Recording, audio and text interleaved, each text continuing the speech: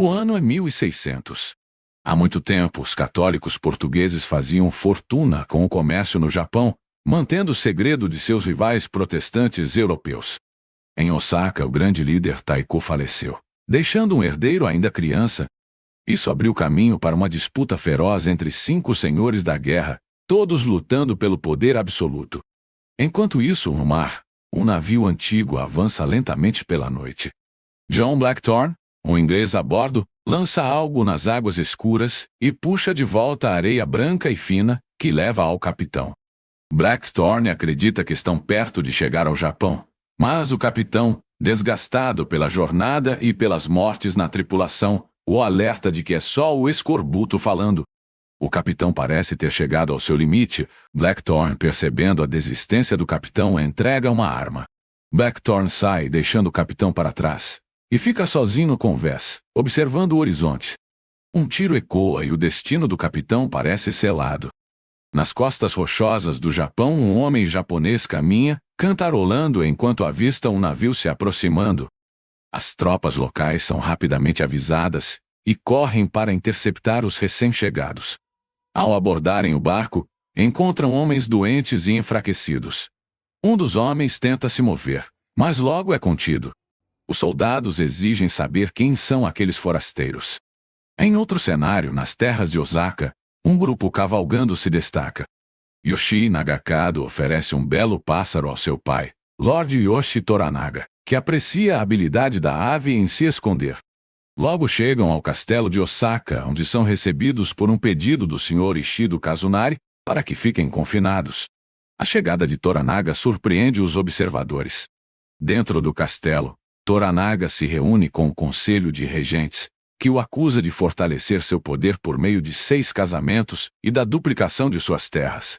Toranaga, no entanto, reafirma seu desejo pela paz, dizendo que está satisfeito em ser o senhor de Kanto. O conselho questiona sobre a lei de Oshiba, mãe do herdeiro, sugerindo que ele a mantém como refém para sua própria segurança. Toranaga insiste que ela está em seu castelo, devido ao parto iminente de sua noiva, e não por estratégia política. Ishido, falando em nome do conselho, exige o retorno imediato de Oshiba, ou então Toranaga enfrentará consequências legais. Tadayoshi, um dos homens de confiança de Toranaga, não aguenta e se levanta em defesa de seu senhor, indignado com as acusações. Toranaga o repreende e pede desculpas ao conselho pelo comportamento impulsivo de Tadayoshi. O conflito é temporariamente contido, mas as tensões permanecem. Após a reunião, Toranaga conversa com seu general Toda Hiromatsu, perguntando sobre o casamento de Tadayoshi com sua sobrinha, Usamifuji, e garante que o casal será protegido. Ele então envia Hiromatsu em uma missão importante para Ajiro, dando início a um novo capítulo nas intrigas do Japão feudal. Enquanto isso, Tadayoshi está em uma situação delicada com sua esposa. Ele pede a ela que entregue seu filho aos desígnios de Deus, mas Fuji, desesperada, se recusa. Segurando uma faca contra o próprio pescoço, ela ameaça tirar a própria vida se ele insistir. Toda Mariko, uma mulher corajosa e de forte personalidade, intervém, discutindo acaloradamente com Tadayoshi.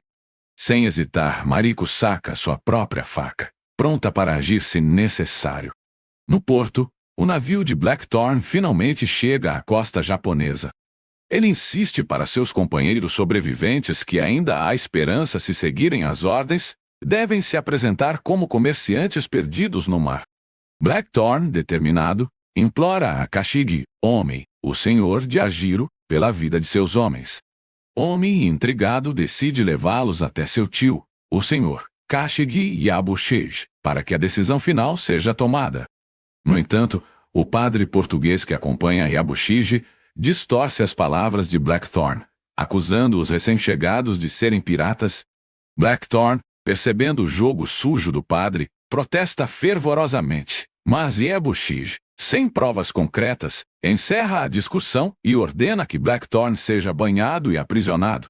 Enquanto isso, Lord Toranaga compartilha um momento de ensinamento com seu jovem sobrinho, Yaishio, o herdeiro de Taiko. Eles conversam sobre os desafios de liderar, e Toranaga conta que ele próprio já foi refém na juventude, aprendendo muito com essa experiência. Yaetio é convocado para seus estudos por Daioen, mas antes de partir, Toranaga o incentiva a continuar praticando sua escrita, afirmando que esse será o caminho para se tornar um grande líder no futuro. Após a saída do jovem, Toranaga e Daioen discutem o futuro do Japão, e ela sugere que chegou a hora de ele assumir o título de shogun. Toranaga, no entanto, resiste à ideia, deixando claro que não busca esse poder. Em outro lugar, um dos homens de Blackthorn sofre um destino cruel. Por ordem de Yabushige, ele é fervido vivo e Yabushige, insensível, comenta que o sofrimento do homem foi prolongado demais. Enquanto isso, Kiko, uma cortesã astuta, entretém Yabushige, seduzindo outro homem na sua frente como parte de seu jogo de manipulação. Hiromatsu chega em Ajiro, perguntando sobre o navio e afirmando que ele pertence ao Sr. Toranaga. Relutante, Yabushige concorda e garante sua lealdade a Toranaga, confirmando que o navio está sob seu controle. Na manhã seguinte, Blackthorn desperta, barbeado, lavado e despido de suas roupas antigas. Duas mulheres o vestem antes de ele ser levado de volta a Yabushige. Logo depois, Vasco Rodrigues, um espanhol navegando pelos portugueses, chega com más notícias. Ele avisa Yabushige que cuidará de Blackthorn. Quando Blackthorn pergunta sobre o estado de sua tripulação, fica sabendo que um homem está morto e os outros ainda são prisioneiros.